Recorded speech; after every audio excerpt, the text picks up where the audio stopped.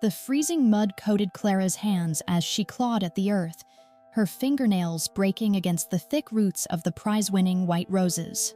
At 2 in the morning, the Anteneelli estate was silent, a sleeping beast that had no idea what kind of monster was roaming its manicured gardens. She had heard a thump, a muffled sound that simply did not belong in a bed of flowers, and now her shovel struck wood with a dull, hollow thud that stopped her heart cold. Clara fell to her knees, disregarding the sharp thorns tearing at her uniform, and frantically pried open the lid of the wooden crate she had just unearthed. The pale moonlight filtered through the leaves, illuminating a sight that would haunt her for the rest of her life.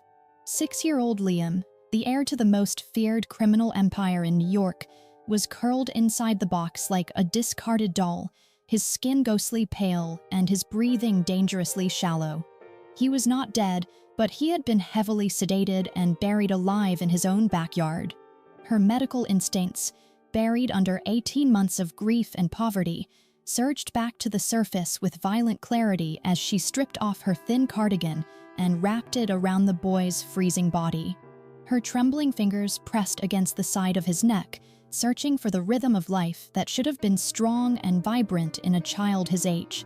The pulse was there, but it was terrifyingly weak, a fragile flutter against the overwhelming silence of the night that threatened to stop at any second. Tears blurred her vision, hot and stinging against the biting wind, yet she forced herself to blink them away because panic was a luxury she could not afford. The wooden crate had not been nailed shut, which meant this was not just a burial but a cruel game of patience designed to let the oxygen slowly run out while the boy slept. Whoever had done this wanted it to look like a disappearance, a kidnapping gone wrong, or perhaps they simply wanted him to suffer in the cold, dark earth until there was nothing left but silence. Clara opened her mouth to scream for the guards, to summon the army of men in black suits who patrolled the perimeter with guns and earpieces, but the sound died in her throat before it could escape. She looked up at the security camera mounted on the corner of the West Wing, the red light that usually blinked like a watchful eye was dark. It was not a malfunction. In a house where Marcus Anteneelli spent millions on security, cameras did not simply stop working in the exact sector where his son was being buried. This was an inside job, orchestrated by someone who knew the codes, knew the shift changes, and knew exactly how to make a 6-year-old boy vanish without a trace. If she handed Liam over to the guards now, she might be handing him back to his executioner, and that thought froze the blood in her veins more effectively than the winter air. The crunch of heavy boots on gravel echoed from the terrace above, followed by the sweep of a flashlight beam cutting through the mist like a blade. Clara pulled Liam's limp body against her chest, pressing herself flat into the mud behind the rose bushes as the beam swung dangerously close to her hiding spot.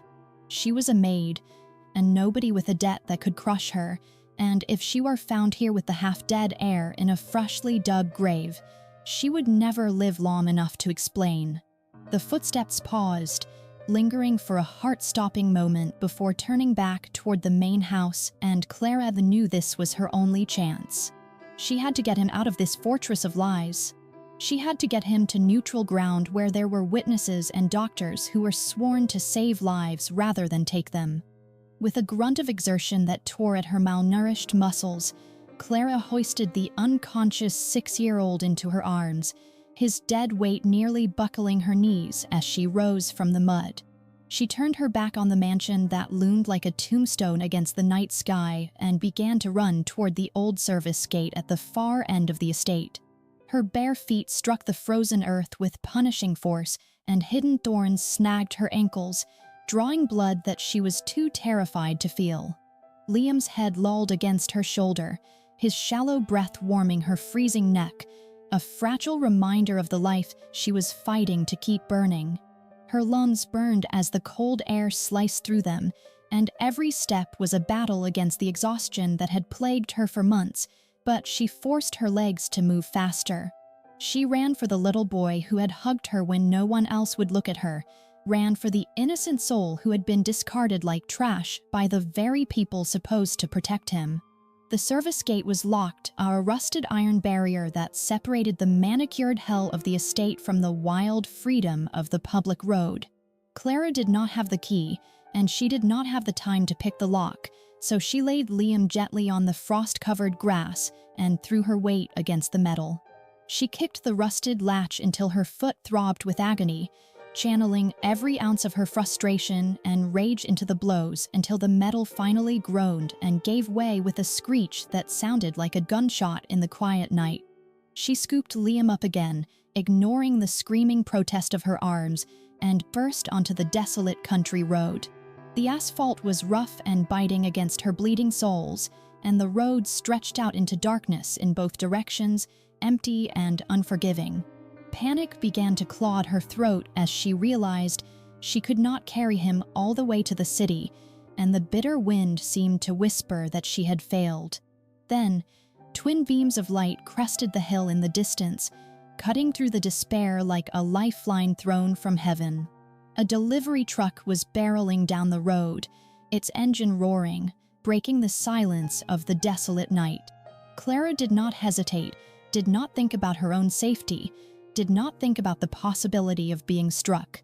She stepped directly into the center of the lane, clutching the boy to her chest, and stood her ground as the massive vehicle approached. The brakes screeched, the smell of burnt rubber filling the air as the truck skidded, fishtailing slightly on the icy road before coming to a violent halt just inches from her legs. The driver's door flew open, and a man leaned out, his face a mask of shock and anger, but Clara was already moving toward the passenger side. "Help us," she screamed, her voice cracking with the force of her desperation as she yanked the door open and climbed inside without waiting for an invitation. "Please, just drive. He is dying. We need a hospital now." The driver, a middle-aged man with wide eyes, looked from the bloodied, mud-covered woman to the pale child in her arms and didn't ask a single question. He slammed the truck into gear, and as the vehicle sped toward the distant lights of New York, Clara looked down at Liam's face, wiping a smear of grave dirt from his cheek with her thumb. She had saved him from the earth, but she knew the war had just begun. By sunrise, Marcus Anteneelli would know his son was gone, and he would tear the world apart to find the person responsible.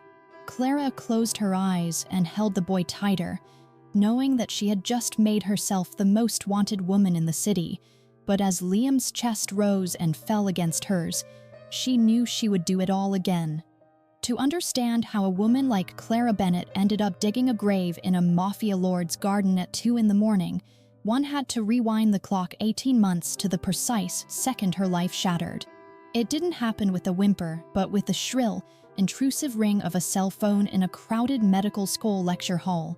Clara was 25 then, a final-year student with a residency lined up at Mount Sinai and a future that stretched out before her like a golden road, but that future evaporated the moment she answered the call. Her father, a man who had worked construction his entire life to pay her tuition, had fallen 12 stories from a faulty scaffold in Queens. He was dead before he hit the ground, his body broken by the very city he had helped build. Clara still remembered the numbness that started in her fingertips and spread to her chest, a cold paralysis that made the professor's voice sound like it was coming from underwater. She left her books on the desk, walked out of the auditorium, and never went back. The tragedy should have ended there, but grief is rarely a solitary visitor. The construction company, protecting its own liability, blamed her father for negligence, refusing to pay a cent in compensation and leaving Clara and her mother with nothing but a funeral bill they couldn't afford. 3 months later, while the grief was still fresh and raw, Clara's mother began coughing up blood into a handkerchief. The diagnosis was stage 4 lung cancer, aggressive and terminal, a cruel joke played by a universe that had already taken too much. Clara liquidated everything. She sold the small house in Brooklyn where she had grown up, sold her father's tools, and sold the jewelry her grandmother had left her, but the American healthcare system was a beast that could not be sated. The chemotherapy, the radiation, the hospital stays, it all burned through their savings in weeks. Desperate to keep her mother alive for just one more month, just one more day, Clara turned to the only people willing to lend money to a broke student with no collateral. The loan sharks didn't look like monsters when they first handed her the cash. They looked like saviors in cheat suits, offering a lifeline when the banks had slammed their doors.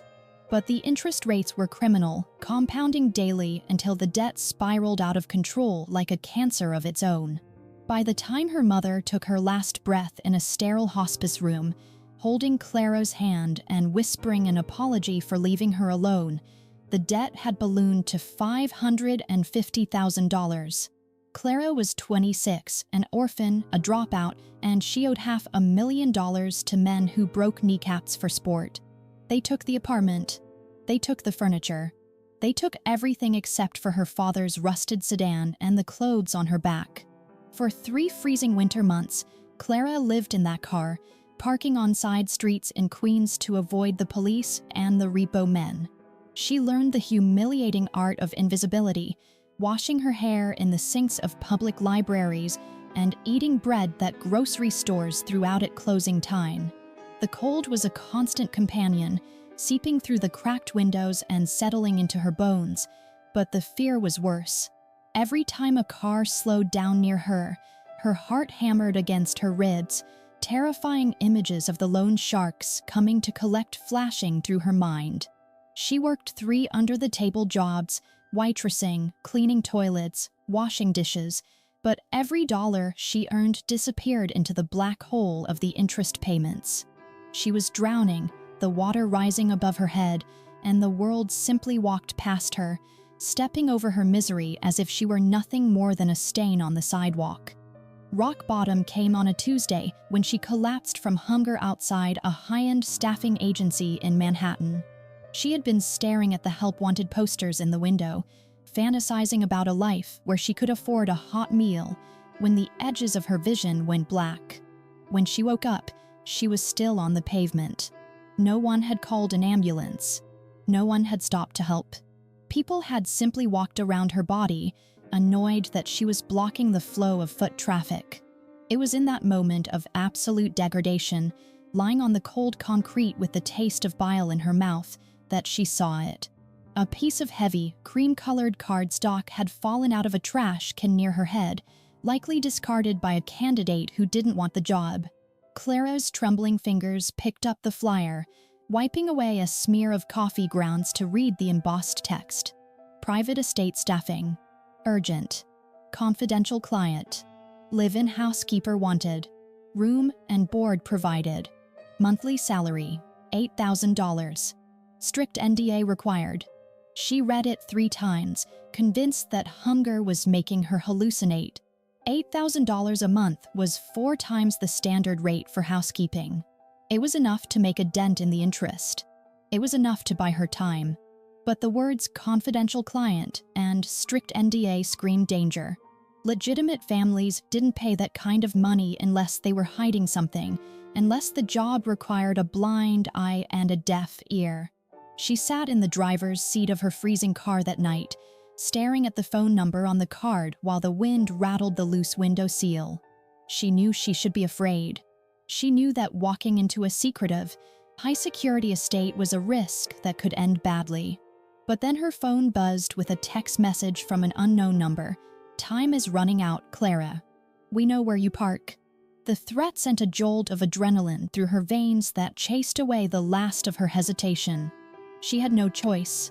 She was already being hunted by wolves. She might as well walk into the lion's den if it meant a chance at survival. With a shaking hand, she dialed the number, her voice raspy from disuse as she told the cold woman on the other end of the line that she was available immediately and that she didn't ask questions. She didn't know it then, but she had just sold her soul to the Anteneelli crime family, and the price of admission would be far higher than she could ever imagine. The iron gates of the Anteneelli estate did not swing open to welcome guests. They parted slowly, reluctantly, like the jaws of a beast allowing a morsel of food to enter its throat. Clara drove her battered sedan up the winding driveway, the rusted engines sputtering in embarrassing contrast to the sleek, armored SUVs parked near the fountain. The mansion itself was a monolith of gray stone and dark glass, looming against the overcast sky like a fortress built to withstand a siege rather than a home meant for a family. Security cameras swiveled to track her movement, their red blinking lights a constant reminder that privacy here was an illusion. When she stepped out of her car, the silence hit her first. It was not the peaceful silence of the countryside, but the heavy, suffocating silence of a place where secrets were kept and voices were suppressed. She grabbed her single suitcase, which contained everything she owned in the world, and walked toward the massive oak doors, feeling less like an employee and more like a prisoner turning herself in. Margaret Chin, the head housekeeper, met her at the entrance with a face carved from granite. She was a woman in her 60s who moved with military precision, her eyes scanning Clara from her scuffed shoes to her frayed collar with a look of mild disapproval. Margaret did not offer a handshake or a smile. She simply turned and led the way into the foyer, a cavernous space of black marble and crystal chandeliers that felt colder than the street outside. As they walked through the endless corridors, Margaret recited the duties with a monotone efficiency, but her tone shifted when they reached the servants' quarters. She stopped, turned to face Clara, and delivered the true terms of her employment. This was not just a job, she explained, but a test of survival. There were 3 absolute rules that govern life in this house, and breaking them was not grounds for termination, but for disappearance. Rule number 1, Margaret said, her voice dropping to a whisper that echoed off the cold walls. You never enter the West Wing. That is Mr. Anteneelli's private sanctuary, and no one sets foot there without a direct invitation. Rule number 2. You do not speak to the boss. You are a ghost. You clean, you serve, and you disappear. If he enters a room, you leave it. He does not want to know your name, and he does not want to hear your voice. Margaret paused, her eyes narrowing as if gauging whether Clara had the spine to handle the final instruction. And rule number 3. The children. They have nannies for their needs. You are not to coddle them, play with them, or touch them. Mr. Anteneelli believes in discipline, not affection. Do not interfere. Clara nodded, her throat dry, but the rules settled in her stomach like lead weights. She had come here to pay a debt, not to become a robot, but for $8,000 a month, she would have agreed to anything. She met the master of the house an hour later, and she instantly understood why the staff moved in terrified silence. Marcus Anteneelli walked into the library while Clara was dusting the high shelves, and the temperature in the room seemed to drop 10 degrees. He was a man of striking, terrifying beauty, with sharp cheekbones and eyes the color of obsidian that seemed to absorb the light around him. He wore a tailored suit that cost more than her father's entire life earnings, but he wore it like armor. He didn't even look at her. He walked past her as if she were a piece of furniture, his attention focused entirely on the phone pressed to his ear as he issued orders in a low, lethal voice about a shipment coming in from the docks. Clara held her breath, pressing herself against the bookshelf, terrified that the sound of her own heartbeat would offend him. This was the silent king the newspapers whispered about, a man who had buried his heart along with his wife 2 years ago and replaced it with an empire of ice.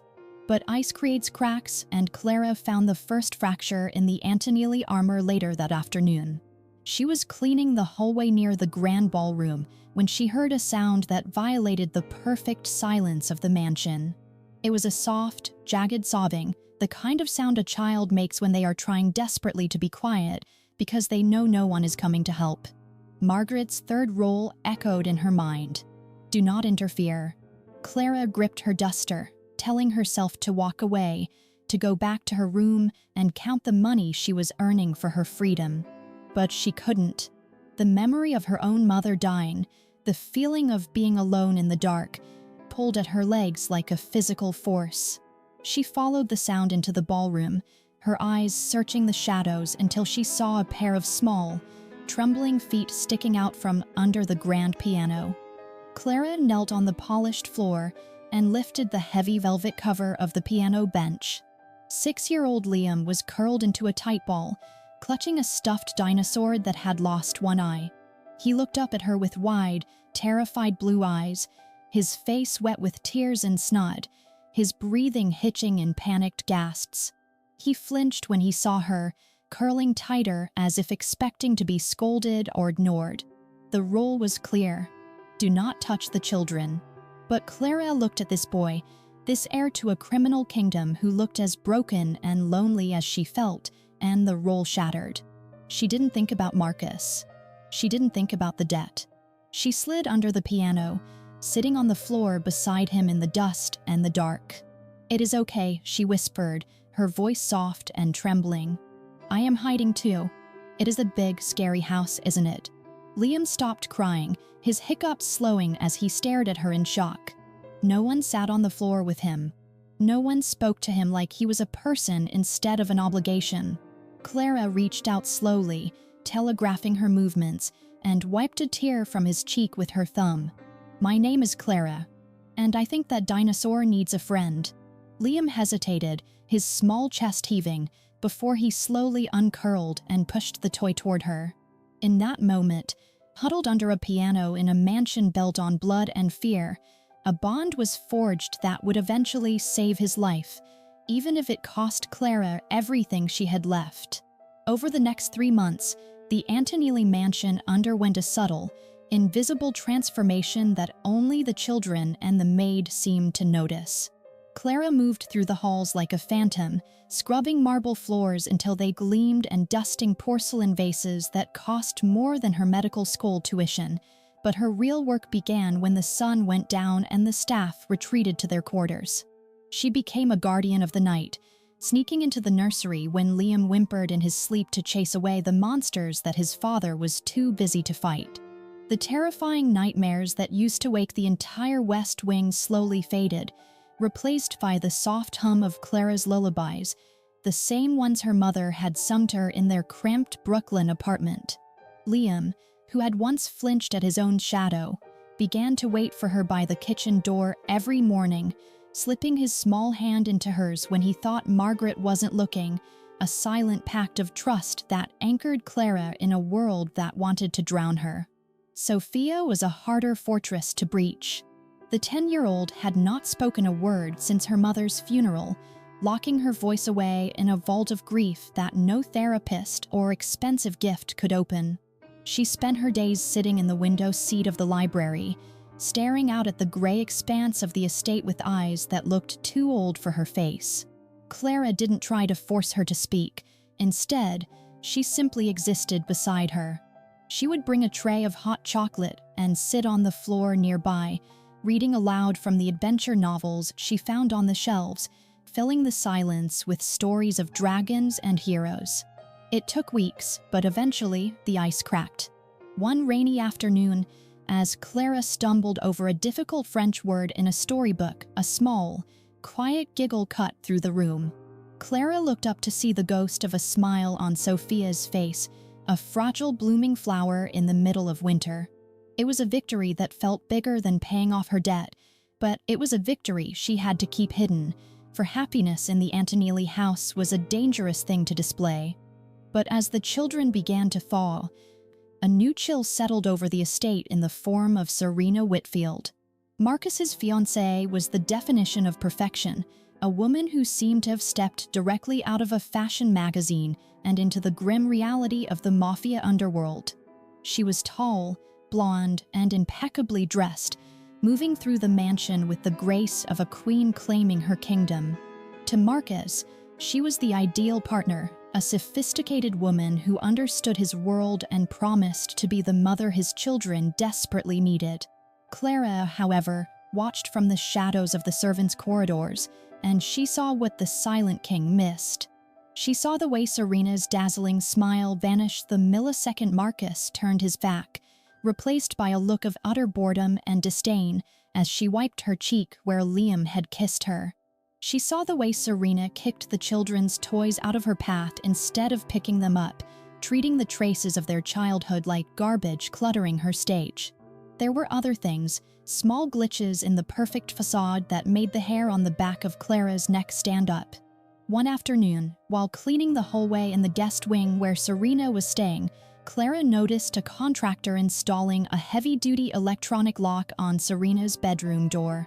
It wasn't a standard privacy lock, but a commercial-grade keypad with a biometric scanner, the kind used to secure vaults or server rooms.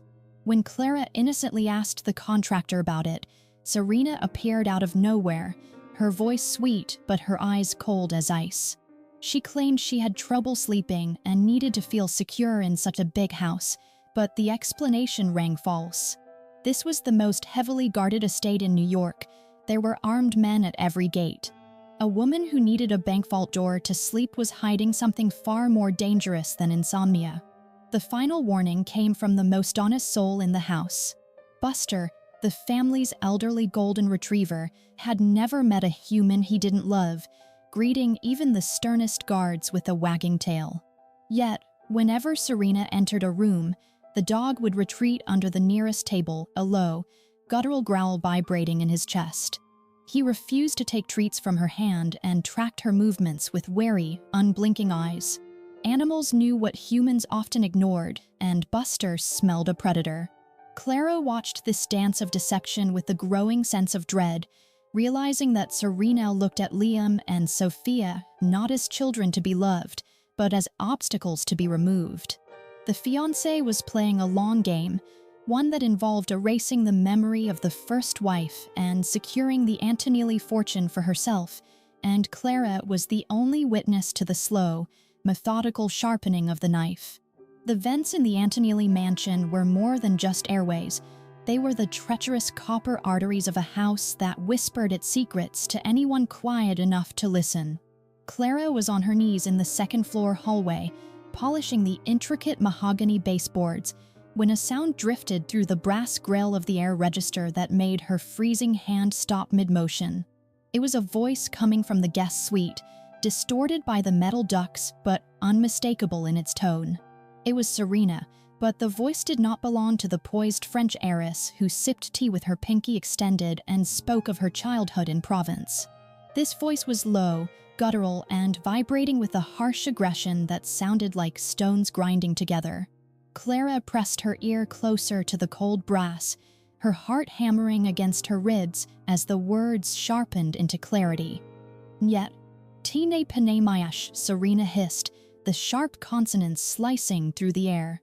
Clara's medical studies had required her to learn Latin and a bit of French, but this was neither. This was Russian, fluent and angry, spoken with the rapid-fire cadence of a native. The timeline has shifted. The widower is distracted, but the little obstacles are still in the way, especially the boy. A pause followed, filled with the static of a bad connection, before Serena spoke again, her voice dripping with venom. "Do not threaten me, Dmitri. I have done this 4 times. I know how to clean up a mess. Just have the accounts ready."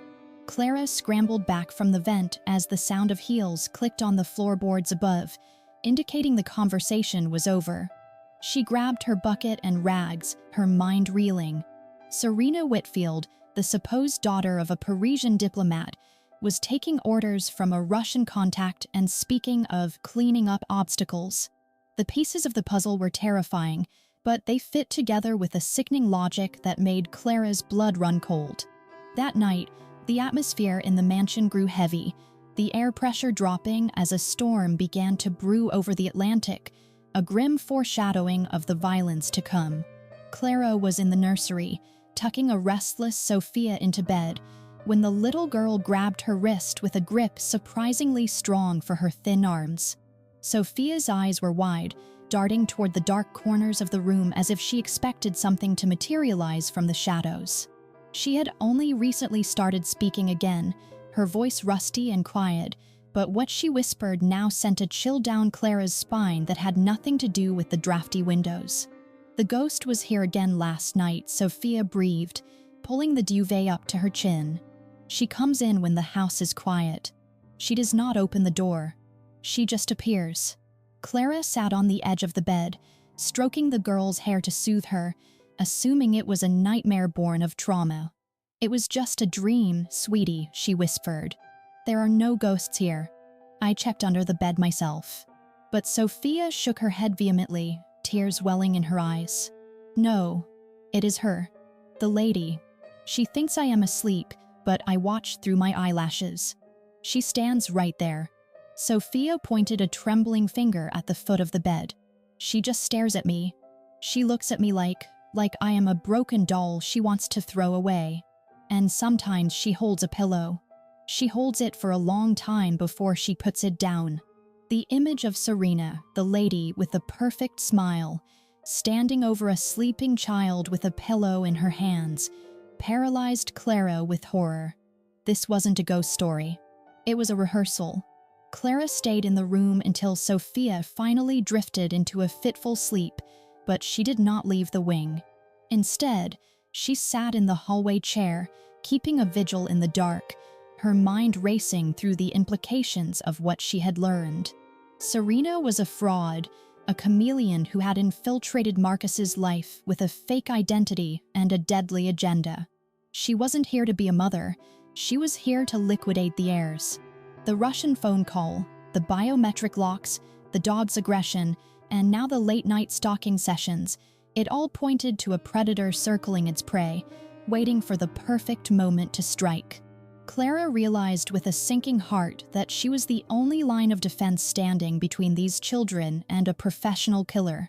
She had no power, no weapons, and no allies, but as she watched the lightning flash outside the window, illuminating the rose garden below, she made a silent vow.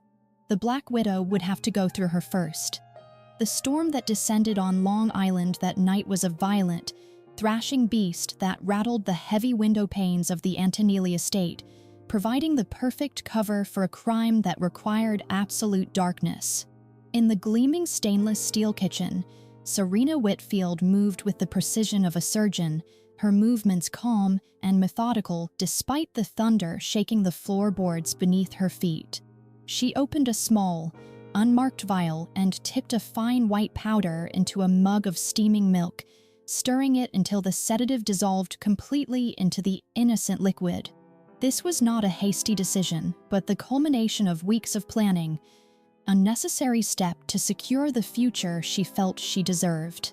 She carried the mug upstairs to the nursery where Liam lay tossing in his sheets, terrified by the lightning, and played the role of the soothing mother to perfection. With a soft smile that never reached her cold blue eyes, she coaxed the boy to sit up and drink, whispering promises that the warm milk would chase the bad dreams away forever. Liam, desperate for comfort and trusting the woman his father intended to marry, drank every drop, unaware that the bitterness he tasted was the flavor of his own demise. Within 20 minutes, the house was silent save for the howling wind, and Liam was in a chemically induced coma so deep it mimicked death. Serena moved quickly to the security panel in the hallway, her fingers flying over the keypad to input the override code she had stolen from Marcus's private files weeks ago. She disabled the cameras in the West Garden sector, logging the outage as a system failure caused by the lightning strike, ensuring that the electronic eyes of the estate would be blind to her movements for the next hour. She returned to the nursery and lifted Liam's limp body, surprised by how light he felt in her arms, a fragile weight that stood between her and a fortune worth hundreds of millions. She carried him down the back stairs and out into the raging storm, the rain instantly soaking her silk blouse, but she did not flinch. She walked toward the rose garden where she had pre-dug the hole earlier that day under the guise of planting new bolts, her heels sinking into the mud as she approached the wooden crate waiting in the darkness. Meanwhile, in the cramped servants' quarters on the other side of the estate, Clara Bennett was wide awake, pacing the small length of her room like a caged animal. Her phone sat on the nightstand, a silent tormentor that had rung an hour ago with a call from a restricted number, delivering a message that made her blood run cold. The loan sharks were tired of waiting for their interest payments, and they had made it clear that if she did not come up with $50,000 by the end of the week, they would find her, regardless of the high walls surrounding her. The anxiety was a physical weight on her chest, crushing the air from her lungs and making sleep impossible. She felt trapped between the monsters outside the gate and the subtle, creeping danger inside the house, and the suffocation was becoming unbearable. Needing to feel the cold air on her face to remind herself she was still alive, Clara walked to the window and pressed her forehead against the icy glass, staring out into the storm-lashed grounds. That was when she saw it.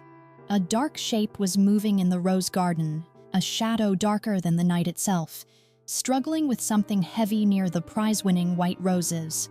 At first, Clara thought it was a trick of the light or perhaps a tree branch thrashing in the wind, but then a flash of lightning illuminated the scene for a split second. It was a person, crouched low over a patch of disturbed earth, their movements urgent and secretive. A heavy, rhythmic thump echoed faintly through the glass, the sound of something solid hitting the ground, and a jolt of instinct shot through Clara's nervous system. This was not a guard on patrol, and it was certainly not a gardener working in a hurricane. It was the same sinister feeling she had gotten when she heard Serena on the phone, a warning bell ringing in the deepest part of her brain. Driven by a compulsion she could not name, Clara grabbed her coat and slipped out of her room, moving toward the back door to investigate the shadow that had just buried something in the dark. What followed was a blur of adrenaline and terror that merged the nightmare in the garden with reality. Clara had rushed out into the storm, unearthed the wooden crate with her bare hands just as she had feared, and dragged Liam's unconscious body to the main road, flagging down a delivery truck in a desperate bid for salvation.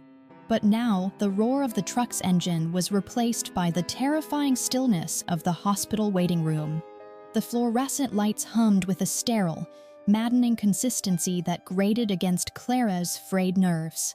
She sat on the edge of a plastic chair, her uniform stiff with dried mud and her own blood, looking like a survivor of a war zone who had wandered into a church. The doctors had stabilized Liam, hooking him up to machines that breathed for him and flushed the toxins from his small body, but he was in a deep coma, his mind trapped somewhere in the dark waters of the sedative. Clara refused to leave his door, ignoring the nurses who offered her water or suggested she clean up, because she knew her time as his guardian was running out. She checked the clock on the wall, watching the second-hand sweep past, knowing that every tick brought Marcus Anteneelli closer. When the elevator doors finally dinged at the end of the hall, the sound was like a gavel striking a judge's bench. Marcus did not walk into the ICU. He stormed in like a force of nature, his presence sucking the oxygen out of the hallway. He was flanked by 4 guards, but he didn't need them to look terrifying. His suit was rumpled, his tie gone, and his eyes were wild with a mixture of panic and murderous rage that made the hospital staff scatter into nearby rooms. He spotted Clara immediately, the only dirty thing in the pristine corridor, and crossed the distance in 3 long strides. He gripped her shoulders, his fingers digging into her bruised flesh, and hauled her to her feet. "Where is he?" Marcus roared, his voice cracking with the strain of a father's terror. "Tell me he is alive. Tell me right now." Clara looked into his black eyes, seeing the raw agony beneath the anger, and managed to nod. "He is stable," she whispered, her throat raw. "I got him here in time. He is sleeping, Marcus. He is just sleeping."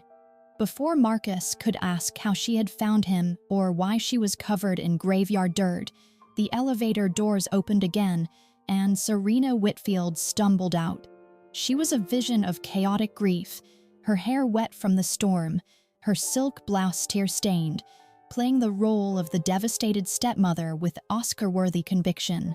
"Marcus," she screamed, throwing herself into his arms and burying her face in his chest. "Thank God you're here. I woke up and he was gone. I checked his bed and it was empty. I thought we had lost him."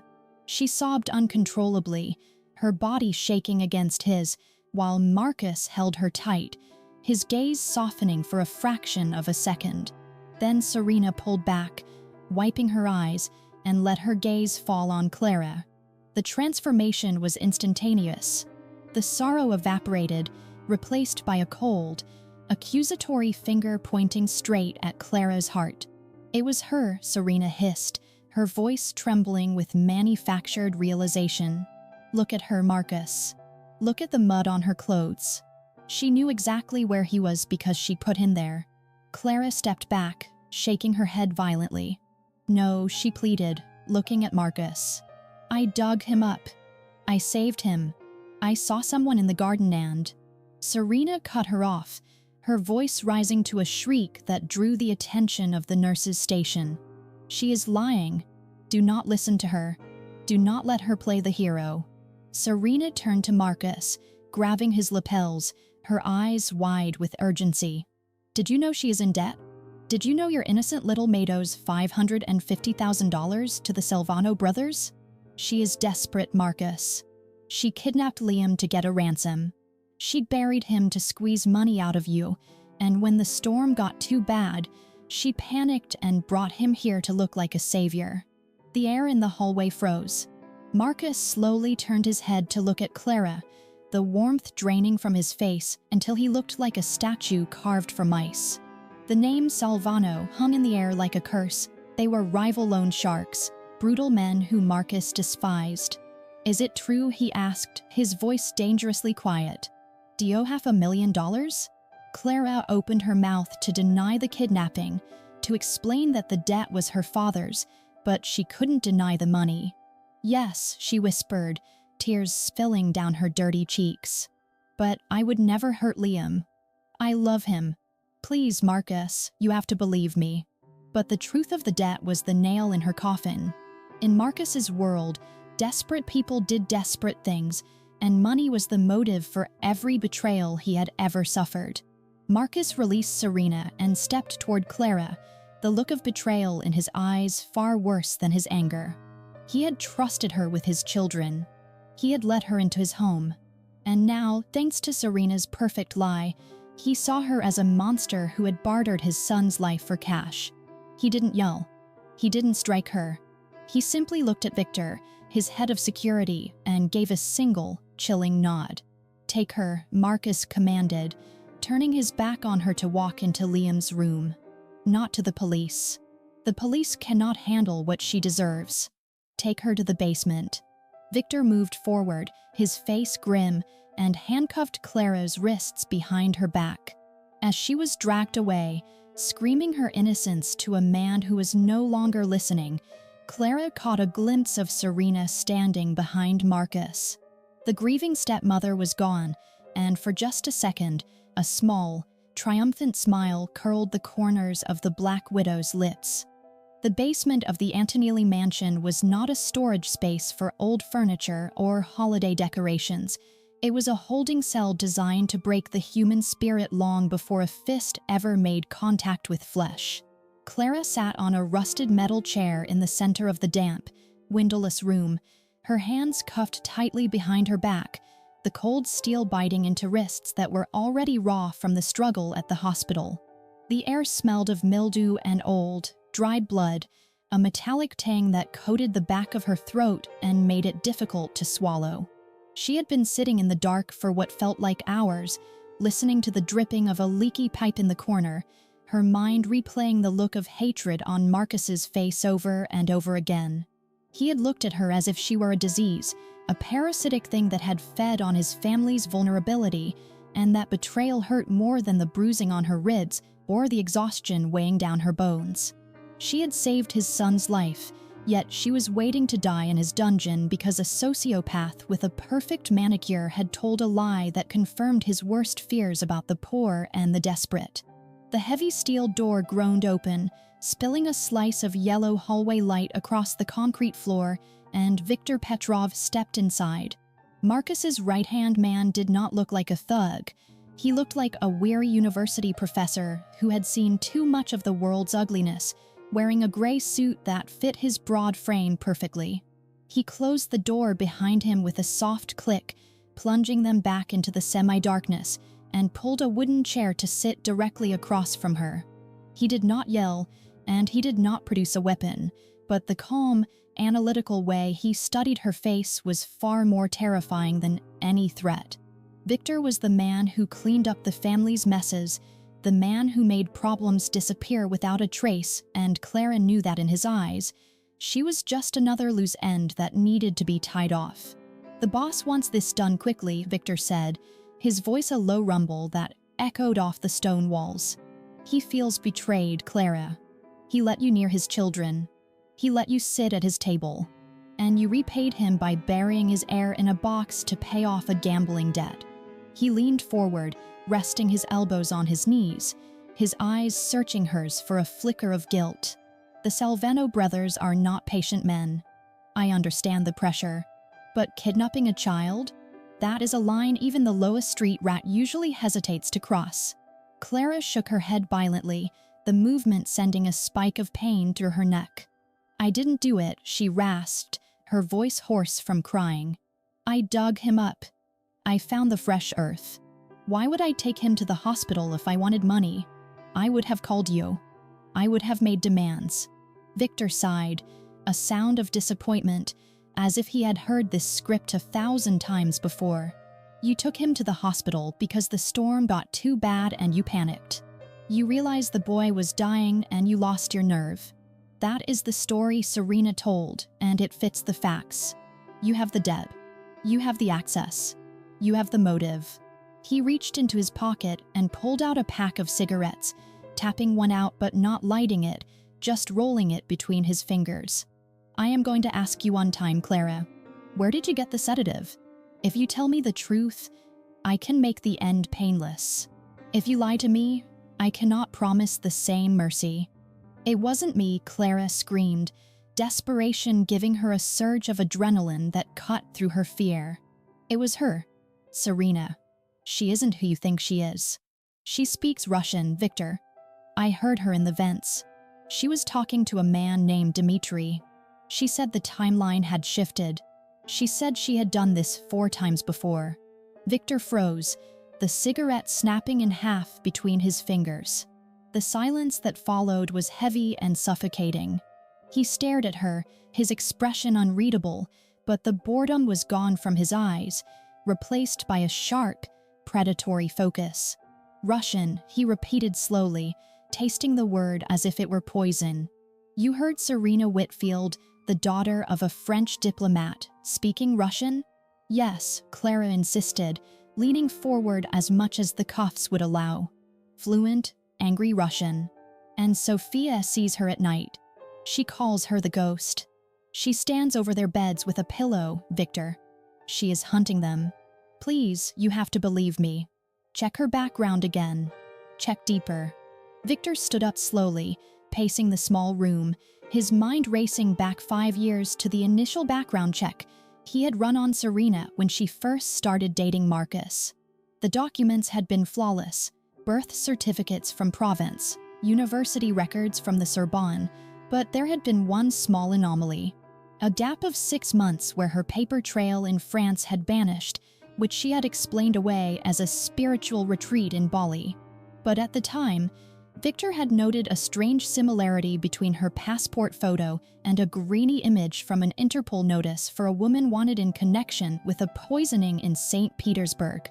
He had dismissed it as paranoia then, a trick of the light, but now the memory clawed at him. He stopped pacing and looked down at Clara, the calculation visible in his gray eyes. If she was lying, she was a master manipulator. But if she was telling the truth, then the entire Anteneelli empire was sleeping with a viper, and Marcus was next on the list. Victor was a loyal dog, but his loyalty was to the family, not to the boss's blind spot. He made a decision that could cost him his life if he was wrong. He walked over to Clara, and instead of hitting her, he leaned down and whispered into her ear, "I am going upstairs to check the perimeter. It will take me exactly 1 hour. If I come back and you are still here with nothing but stories, I will follow my orders." Clara felt something cold and metallic slide into the palm of her hand behind her back. It was a small, tension wrench and a pick, the tools of the trade he had confiscated from a thief weeks ago. The West Wing is chaotic right now, Victor murmured, his voice barely audible. Serena is playing the grieving mother in the living room. Her suite is empty. If you are right, bring me proof. If you are wrong, do not let me find you. He stepped back, his face returning to its mask of indifference, and walked out of the cell. He didn't lock the heavy steel door. He simply pulled it shut until the latch clicked, leaving it unlocked by a fraction of an inch. Clara sat alone in the dark, her heart pounding against her ribs like a trapped bird. She had 60 minutes to break out of a dungeon, infiltrate the villain's lair, and find the evidence that would save her life, or she would be dead before the sun came up. The silence in the basement was heavy, broken only by the rhythmic dripping of water and the frantic thudding of Clara's own heart against her ribs. She stared at the small, jagged piece of metal Victor had pressed into her palm, realizing it was not just a tool, but a lifeline thrown by a man who was betting his life on her honesty.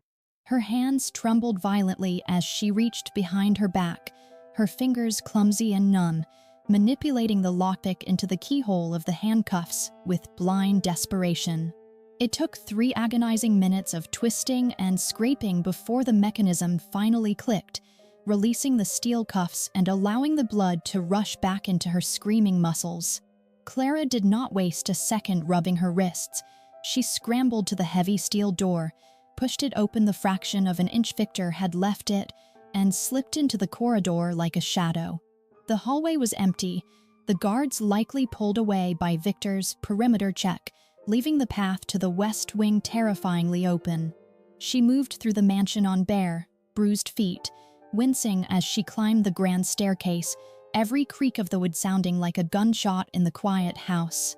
The West Wing was usually a fortress within a fortress, sealed off by biometric locks and patrolling sentries, but tonight the keypad on the double doors was dark, confirming that Victor had indeed disabled the electronic security grid. Clara slipped inside, the air instantly changing from the sterile scent of lemon polish to the cloying, expensive aroma of white lilies that Serena wore like a second skin. She reached the guest suite, her hand hovering over the handle, knowing that opening this door was the point of no return. If she was wrong, if there was nothing inside but designer clothes and jewelry, she would be executed before sunrise. But the image of Liam in the box and Sophia's terrified whisper about the ghost pushed her forward. She turned the handle, slipped inside, and locked the door behind her, plunging the room into darkness save for the moonlight spilling through the silk curtains. Clara did not turn on the lights. She couldn't risk alerting anyone outside. Instead, she dropped to her knees and crawled toward the massive vanity table in the corner, remembering Sophia's offhand comment about hearing scratching sounds coming from that specific spot in the floor. Her fingers scrabbled over the plush carpet until they hit the cold hardwood beneath the vanity, searching for a seam, a loose nail, anything that felt out of place. There, hidden under the heavy velvet stool, one of the oak floorboards felt slightly elevated. Clara jammed the lockpick into the gap and pried upward, her breath hitching as the wood groaned and popped loose. Beneath it lay a hollow space, a dark cavity carved out between the joists, and resting inside was a black, waterproof pouch that looked ominously like a survival kit.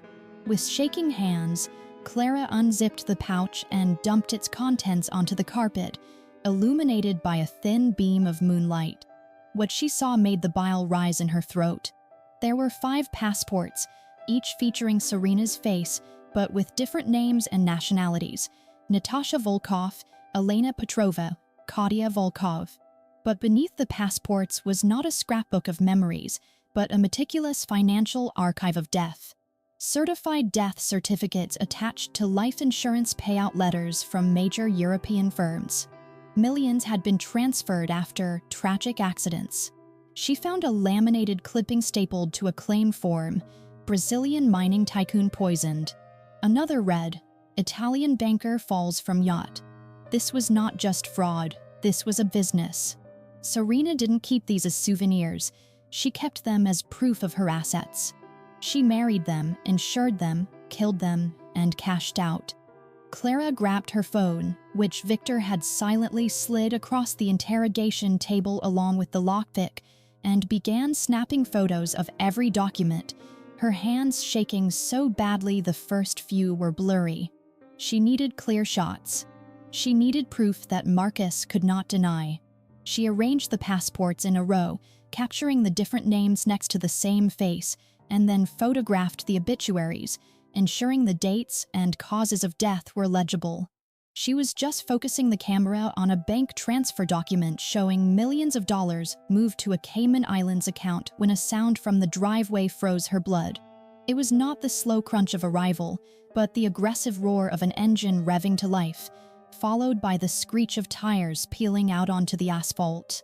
Someone was leaving the estate in a violent hurry. The realization hit Clara like a slap in the face. Serena wasn't coming back to hide the evidence. She was running to finish the job. The sound of the high-performance car fading into the distance was the only warning Clara needed. She shoved the loose floorboard back into place, covering the damning evidence of the Black Widow's trophy collection. Clutching Victor's phone like a lifeline, she bolted from the guest suite, her bare feet making no sound on the plush carpet as she sprinted toward the east wing. She couldn't go back to the basement to wait for Victor. There was no time for chain of command.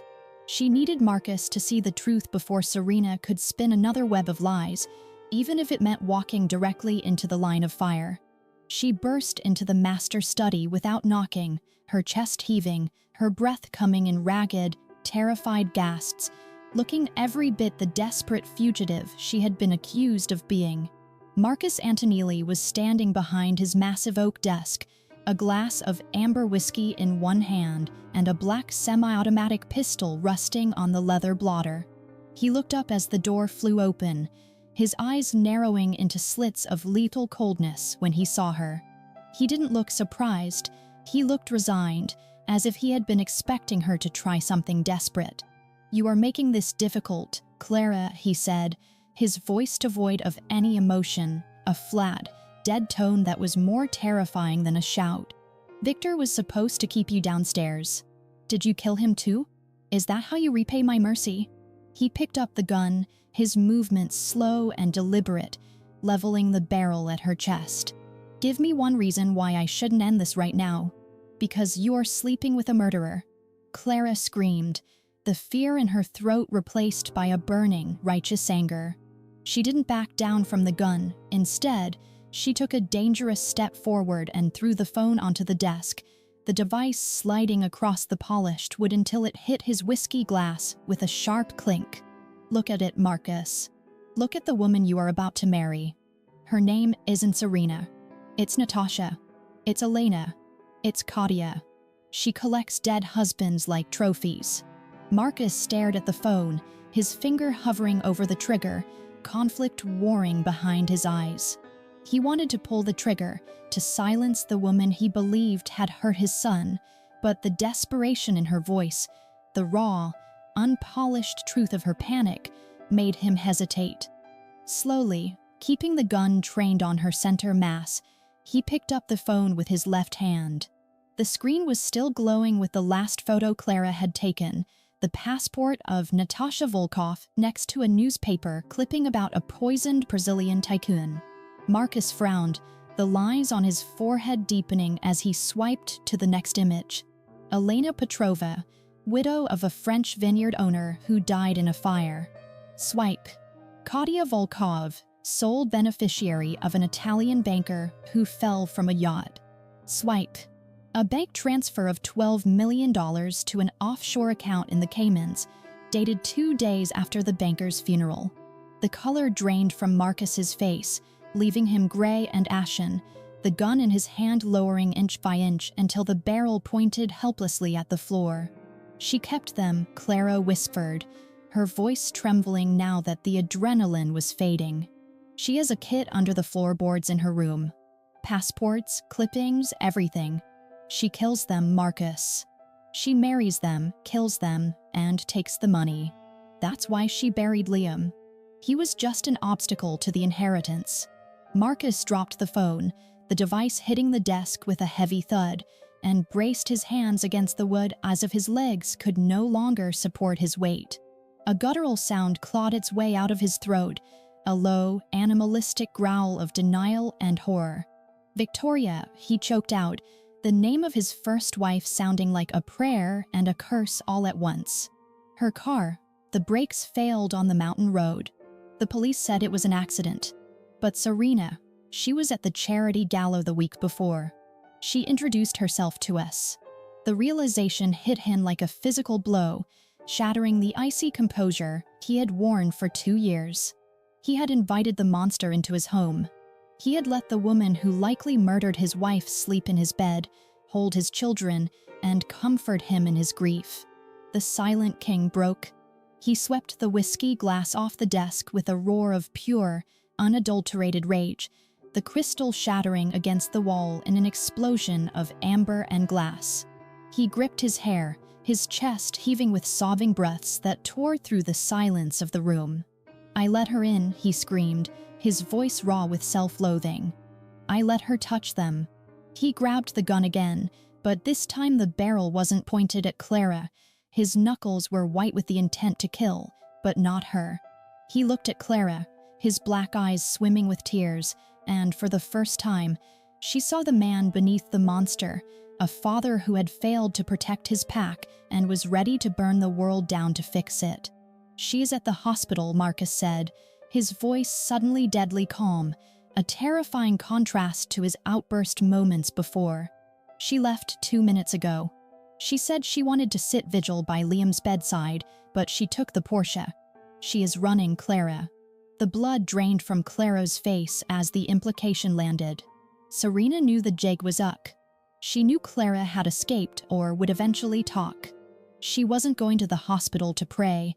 She was going to finish what the grave hadn't. "We have to go," Clara gasped, already turning toward the door. "She is going to kill him, Marcus. She is going to silence the only witness she left behind." Marcus moved around the desk, a predator unleashed, and for the first time since she had arrived at the estate, Clara wasn't afraid of him. She was afraid for the woman who had dared to touch his son. The armored Mercedes tore down the Long Island Expressway at 120 miles an hour, weaving through the thin night traffic with a reckless precision that mirrored the chaos in Marcus's mind. Clara sat in the passenger seat, gripping the leather handle until her knuckles turned white, her eyes fixed on the blurring lights of the city ahead as if sheer will could make the car move faster. Victor's voice crackled over the secure line, confirming their worst fears with a grim efficiency that made the air inside the cabin feel thin. He had intercepted a decrypted message from Serena's burner phone to her contact in Rio, confirming a private charter flight scheduled to depart Teterboro in less than an hour. She was running, but serial killers like Natasha Volkov did not leave loose ends behind, and Liam was the only witness who could place her at the scene of the burial. Marcus slammed his hand against the steering wheel, the engine roaring as he pushed the car to its limit, swearing that if she touched a single hair on his son's head, he would dismantle her piece by piece. They skidded to a halt at the hospital entrance, the tires smoking against the pavement, and Marcus didn't even bother to put the car in park before he was out the door. He barked orders into his phone for Victor to seal every exit and lock down the perimeter, but Clara didn't wait for the security team to assemble. She sprinted through the automatic doors, her bare feet slapping against the cold linoleum, ignoring the startled cries of the night nurses who tried to intercept her. The hospital was a labyrinth of sterile white corridors, but Clara knew exactly where she was going, her maternal instinct pulling her toward the third-floor ICU like a magnet. She took the stairs 2 at a time, her lungs burning, her mind replaying the image of Serena standing over the bed with a pillow, only this time the weapon would be far more clinical and much harder to prove. Clara burst onto the 3rd floor and skidded around the corner, her heart stopping when she saw that the 2 guards Marcus had stationed outside Liam's room were missing. The door to room 304 was slightly ajar, a sliver of darkness cutting through the fluorescent hallway, and a terrifying silence spilled out from within. She didn't think, she didn't assess the danger. She simply slammed her shoulder into the door and crashed into the room. The scene before her was a tableau of nightmares. The heart monitor was beeping with a slow, steady rhythm, and Serena stood over the bed, looking immaculate in her silk blouse, a syringe held delicately in her right hand. She wasn't injecting medicine. She was positioned over the foreport, her thumb hovering over the plunger of a syringe filled with nothing but air, ready to induce a fatal embolism that would look like a tragic post-trauma complication. "Get away from him!" Clara screamed, the sound tearing from her throat as she launched herself across the room. Serena spun around, her face twisting from cool concentration to feral rage, but she was too late to dodge the collision. Clara tackled her, driving her shoulder into Serena's midsection, and the two women crashed into the medical cart, sending trays of metal instruments clattering to the floor. The syringe flew from Serena's hand, skidding under the bed, but the Black Widow was not a helpless socialite. She was a predator who had killed 4 men with her bare hands. She recovered instantly, grabbing a handful of Clara's hair and slamming her head against the hard linoleum floor with a sickening crack. Stars exploded in Clara's vision, the room spinning violently, but she refused to let go of Serena's leg, anchoring herself to the killer to prevent her from reaching the boy. Serena kicked her, the heel of her designer shoe driving into Clara's ribs with bone-breaking force, but Clara gritted her teeth and tightened her grip, dragging the woman down with her. They rustled on the floor, a tangle of limbs and desperation, knocking over the bedside table and ripping the curtains from their hooks. Serena managed to straddle Clara, her hands closing around the maid's throat, squeezing with a strength that was terrifying and practiced.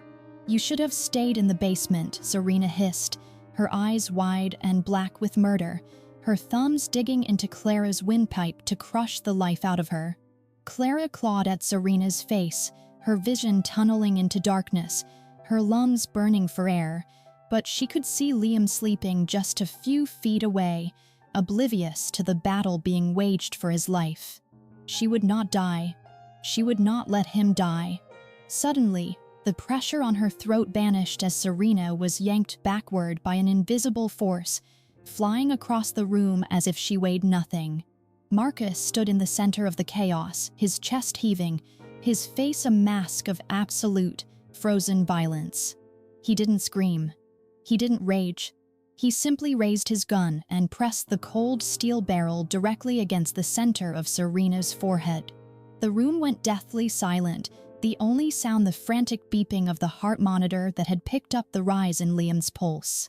Serena froze, her hands raised in surrender, looking up at the man she had planned to kill with a look of genuine fear for the first time.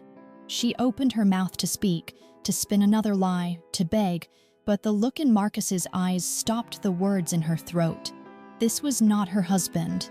This was the king of the underworld, and he was looking at her not as a woman, but as a corpse that hadn't finished falling yet. "Give me a reason," Marcus whispered, his finger tightening on the trigger, every muscle in his body vibrating with the urge to end her. "Please, give me one reason why I shouldn't paint this room with your brains."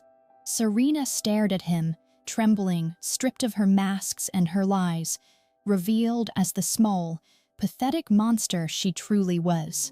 Clara pushed herself up from the floor, gasping for air, clutching her bruised ribs, and looked at the man who held the power of life and death in his hands. "Don't," she rasped, her voice broken and weak. "She isn't worth it, Marcus. Look at Liam.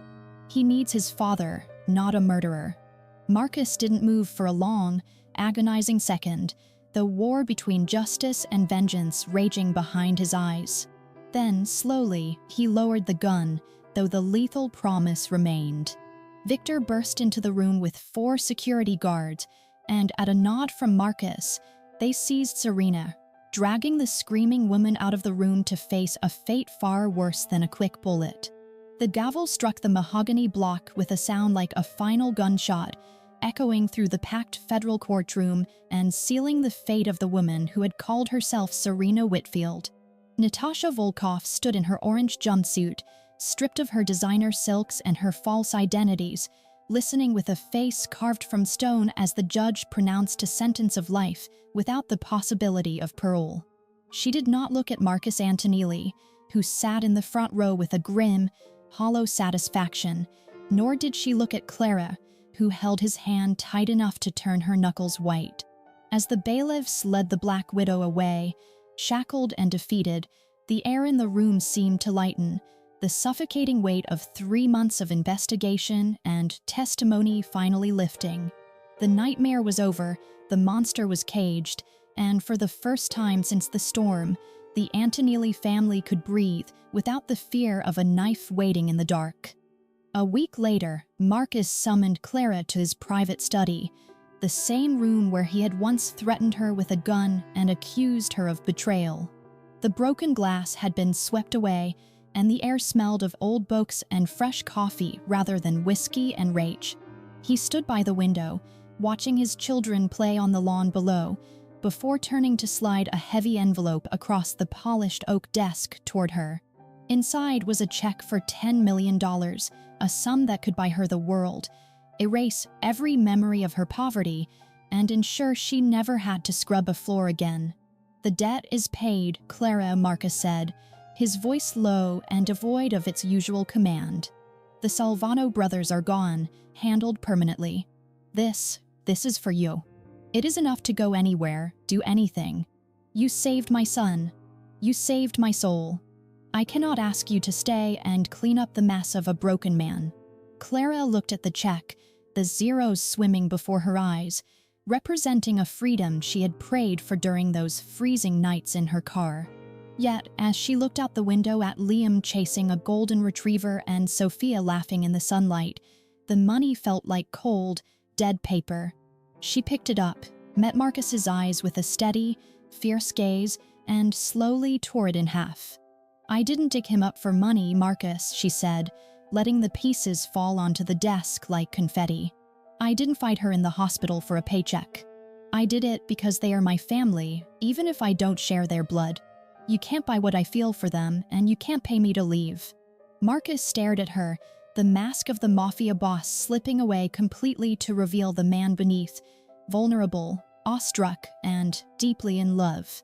He walked around the desk and took her hands, his thumbs tracing the faint scars on her wrists from the handcuffs. "Then don't leave," he whispered, pulling her into an embrace that felt like coming home. "Stay, not as a maid. Stay as the only person who ever saw the truth." Spring arrived late that year, but when it came, it transformed the estate into a ride of color, erasing the gray gloom of winter.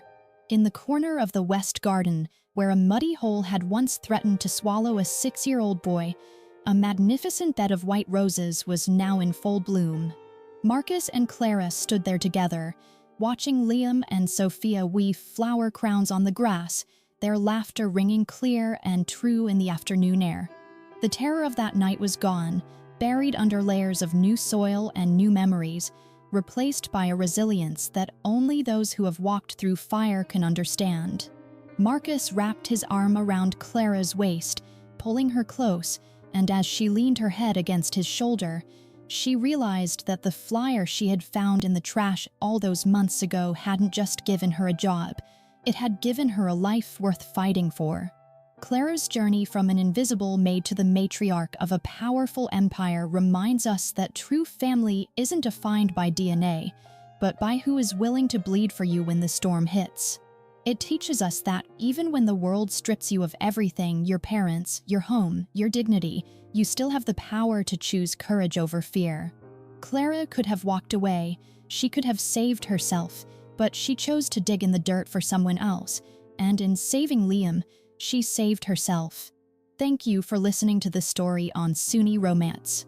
If Clara's bravery touched your heart, please share this video with someone who needs a reminder that light always conquers darkness. And I have to ask you, if you are in Clara's shoes, owing $500,000 and facing a killer, would you have risked everything to save a child that wasn't yours? Let me know in the comments below. Stay safe, stay kind, and remember that even the coldest winter eventually gives way to the rose.